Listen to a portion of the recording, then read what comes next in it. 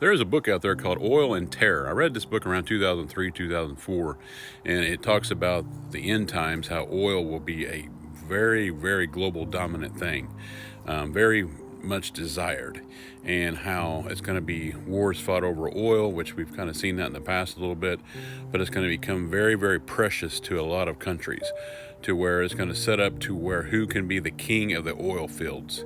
And, kind of what we're seeing a little bit right now over there in the Middle East, they blew up the liquid nitrogen or liquid natural gas plant last night in Qatar, and they are the number one producer of liquid natural gas. That is different from natural gas because the United States is number one in natural gas. It supplies a quarter of the world in natural gas, where Qatar supplies the world number one in liquid natural gas. Everything is going up. I called my propane company today because my furnace is propane, and they said it's $2.79 a gallon. So I said, no, I'm going to hold off because they offer a summer rate in July. Now, will they be able to do a summer rate in July this year? I don't know, because the way everything's going. Gas has went from, it was down to around $2.89 here where I'm at in Indiana. Now it's up to $3.89. So it's went up $1. So some places I know it's higher, it's $4. Some places over $5, like in California. So, and Trump passed the order to where ships can, move around freely and stuff without certain things tied to them. So, will this help? Reserves have been opened up here in America. Now, Alaska, it's up for bid again to see who can buy the ground. They're taking bids to see who can go up there and start producing oil.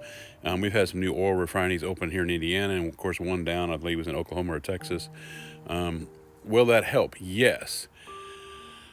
But I think the more, they just blew up some oil fields here a couple hours ago. This is around 7:30 at night, Eastern time. They blew up some oil fields here a couple hours ago in the Middle East again. So it makes me wonder, with the Strait of Hormuz closed and them not really, they go through that area yet because of landmine, mines and stuff, not landmines, but deep sea mines they have in that area, they believe.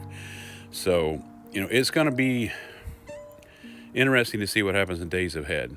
Tomorrow's the end of Ramadan. As a lot of people know, it is a Muslim holiday. Keep your head on a swivel, they're saying, here in America for sleeper cells. So, will gas go even higher? And I believe it will. I will believe it would go, the sky's the limit with this right now, especially if something big happens to where more and more and more oil fields are destroyed, natural gas is destroyed, liquefied natural gas is destroyed even more. It's going to take 5 years to repair that tank they destroyed last night. So if something more major happens to where they keep annihilating oil fields after oil fields, I could see gas going over $10 a gallon. And not just in California, but around the United States and other nations as well. So would that be a global freeze? And I'm not trying to scare anybody on anything. Could there be a global freeze on transporting goods, Ubers and all things like that? Yes. It's going to make it very hard for semis to drive across country when diesel fuel is an astronomical price. Same way with locomotives. Locomotives, a lot of those are diesel powered these days. It's not like the old coal fired engines anymore, or wood fired. Those are diesel powered. So could this affect the economy? Yes. Could it affect the shutdown part of the world again? Yes, like it did in 2020 in a different form? Yes. Will this happen? That's yet to be seen. So just keep your eyes open, see what's going on, pay attention. The more you see gas go up, sorry, the cats are fighting out here, and the more you see gas go up, you might want to store up on gas the best you can.